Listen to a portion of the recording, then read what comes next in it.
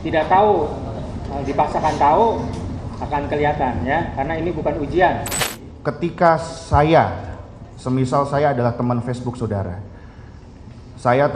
saudara, kemudian mungkin nggak sekarang posisi saudara di Bandung, tapi saudara mengetik jawaban Facebook sedang berada di Cirebon, mungkin atau tidak?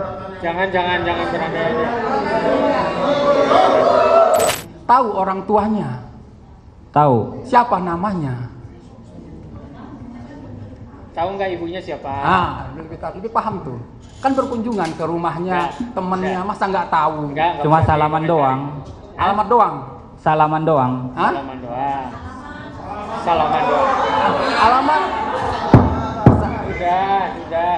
Jadi Bapak dilakukan BAP setelah tahu berita viral ini atau gimana Pak? Ditetapkan Setelah berita ramai. berita. Ya. Bapak tahu Peggy ini ditetapkan tersangka tanggal berapa Pak?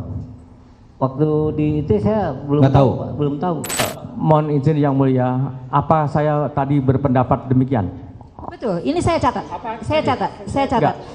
Saya catat bahwa Coba. apabila ada laporan itu harus ada pemanggilan. Tapi jika pemanggilan itu tidak dilakukan, ini perkaranya ada laporan loh, ahli. Nah, ini kan ada laporan. Nah, apabila ada pelapor tapi tidak dilakukan pemanggilan terhadap calon tersangka, itu bagaimana menurut pendapat ahli? Saya catat semua keterangan ahli. Mohon maaf. Jadi mohon maaf jangan diulang-ulang. Oh, saya tadi sudah menjelaskan. Jadi mohon maaf ahli, dijelaskan saja karena saya catat. Sidang pra-peradilan Peggy Setiawan alias Peron selaku tersangka kasus dugaan pemerkosaan disertai pembunuhan berencana melawan Polda Jabar telah memasuki babak akhir. Pada Jumat kemarin, sidang sudah masuk ke agenda kesimpulan. Berikutnya, Hakim Tunggal Pengadilan Negeri Bandung, Eman Sulaiman, tinggal membacakan putusan pada Senin esok. Lebih lengkapnya untuk mengulas sidang pra-peradilan Peggy telah bergabung oleh Zoom psikolog forensik Reza Indragiri. Dari sidang pra-peradilan Peggy ini, apa pendapat Anda tentang kasus Vina Cirebon? Apakah ada alat bukti yang bisa menguak informasi baru, Pak?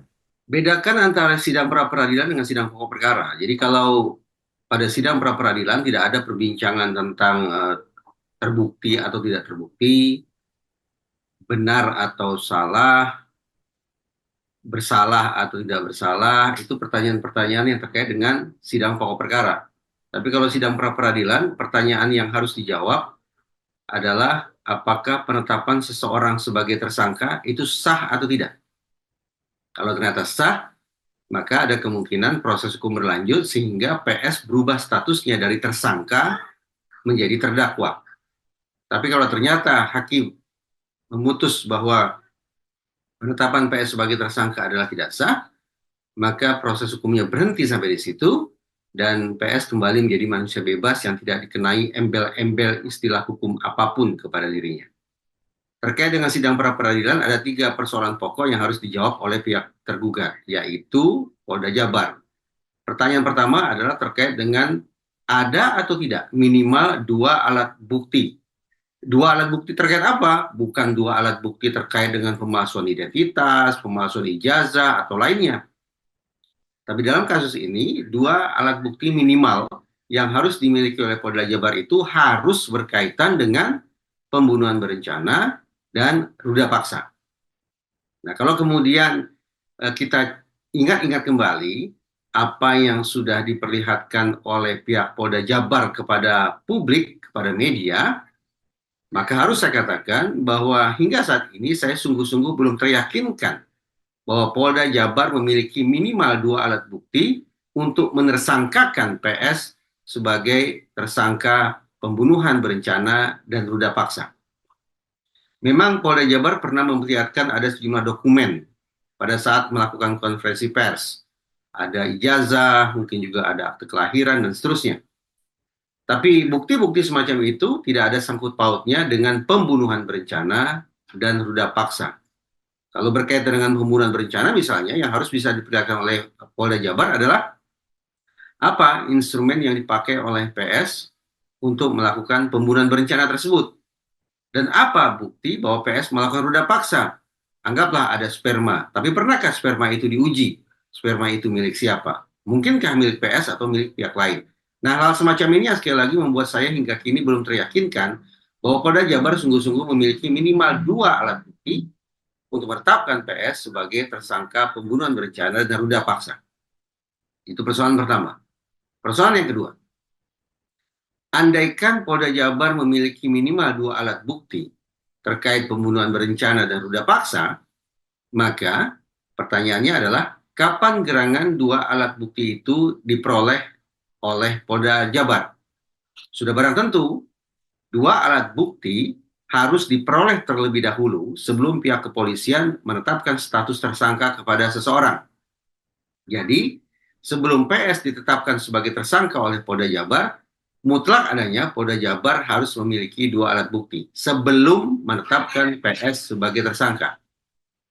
Nah, saya khawatir betul ini bahwa andaikan, sekali lagi, andaikan minimal 2 alat bukti yang Polda Jabar miliki untuk menetapkan PS sebagai tersangka, saya was-was bahwa 2 alat bukti itu diperoleh setelah PS ditetapkan sebagai tersangka.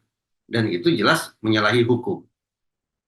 Persoalan yang ketiga, apakah sekiranya ada 2 alat bukti tersebut, dan 2 alat bukti tersebut diperoleh sebelum PS ditetapkan sebagai tersangka, apakah 2 alat bukti itu diperoleh dengan cara yang legal atau ilegal? Pastinya proses hukum mengharuskan bahwa alat bukti didapat secara legal, tidak boleh secara ilegal. Misalnya, polisi boleh melakukan penggeledahan ke rumah PS, tapi pertanyaannya, adakah surat penggeledahan sebagai penanda bahwa itu adalah penggeledahan yang legal? Karena kalau tidak ada surat penggeledahan, maka maaf, otoritas penegakan hukum akan terkesan berperilaku seperti preman kampung, yaitu melakukan geledah rumah orang, masuk-masuk rumah orang, bikin berantakan rumah orang, tapi tidak ada aspek legalitasnya. Demikian pula, anggaplah bahwa otoritas penegakan hukum mengambil barang bukti berupa kendaraan bermotor milik PS.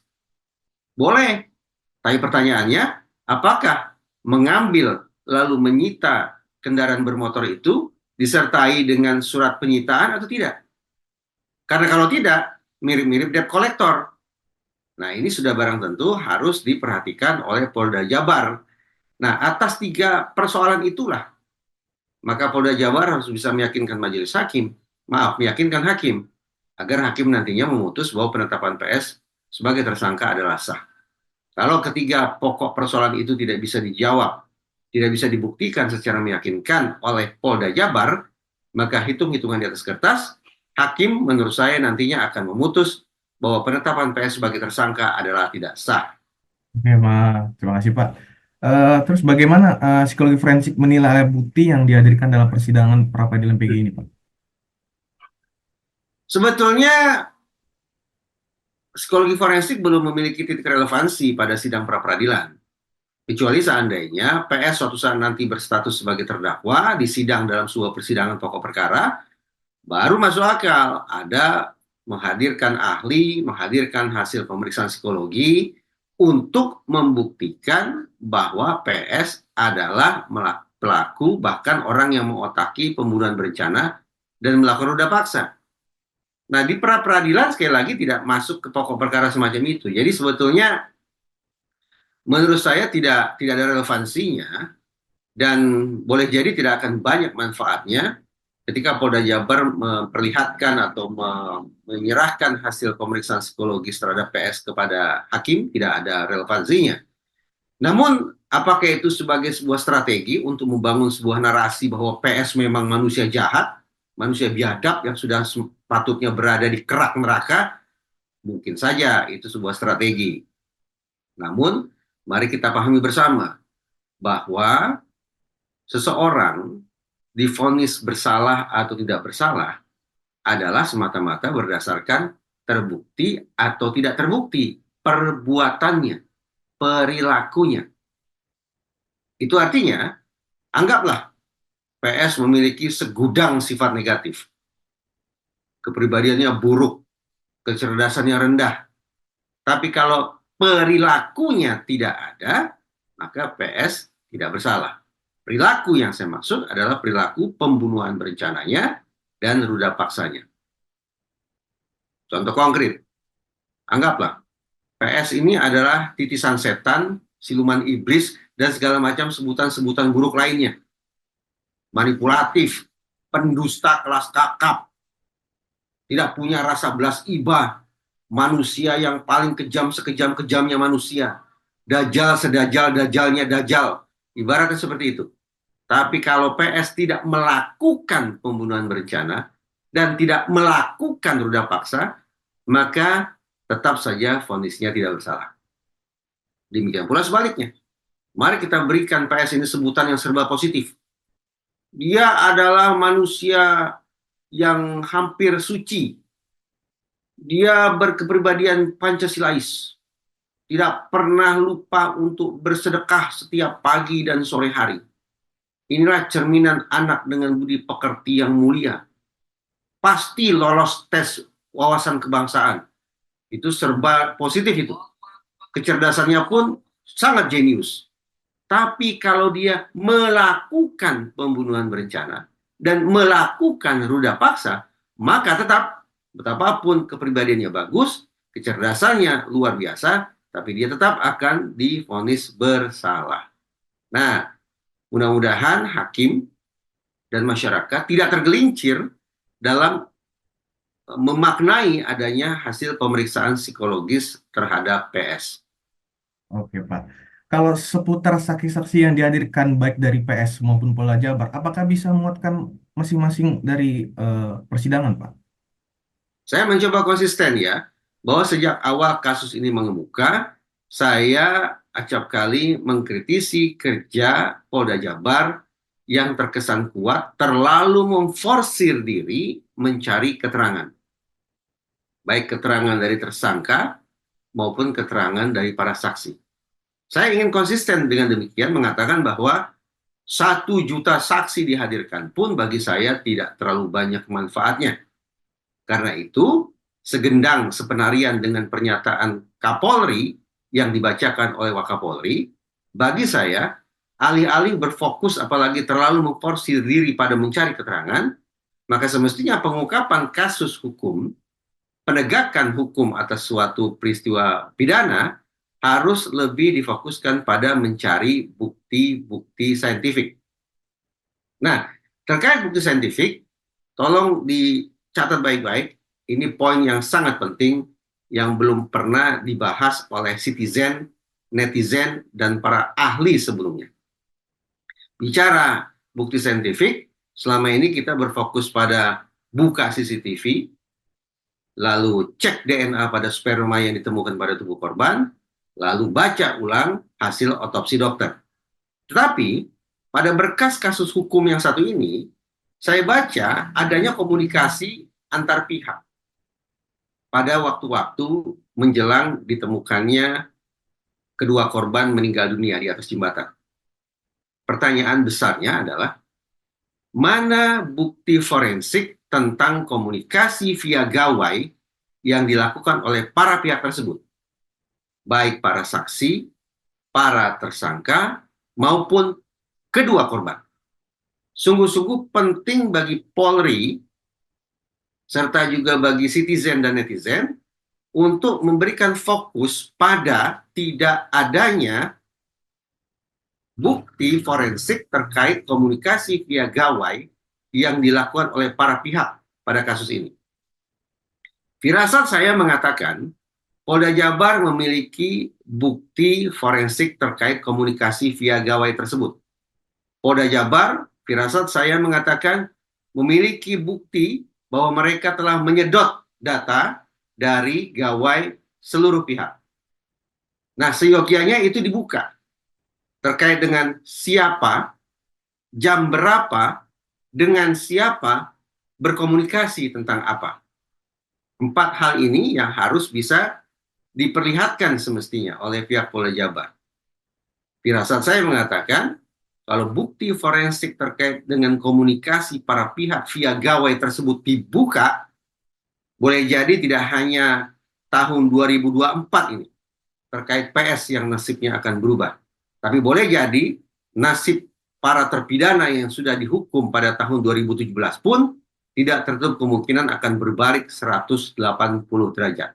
Oleh karena itu, sekali lagi, teman-teman media, citizen, netizen, Mabes Polri, dan para advokat terpidana seyogyanya bersama-sama mencari di mana gerangan bukti forensik terkait komunikasi antar pihak via gawai pada waktu kejadian di tahun 2016 tersebut.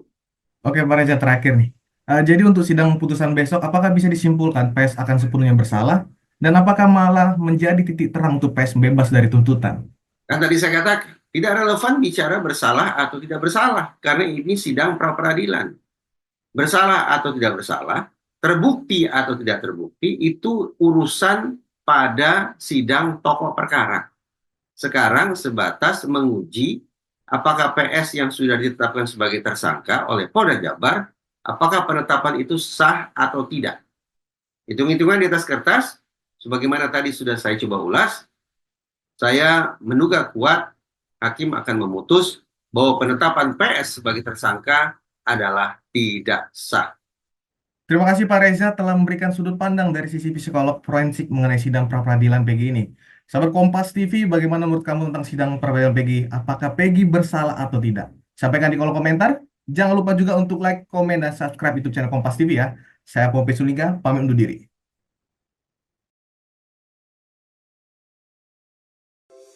Di antara banyak sumber informasi, kami layak dipercaya. Karena kami menggali lebih dalam, berpihak pada kebenaran, berpegang pada data dan fakta, agar layak Anda jadikan referensi. Kompas TV, independen, terpercaya.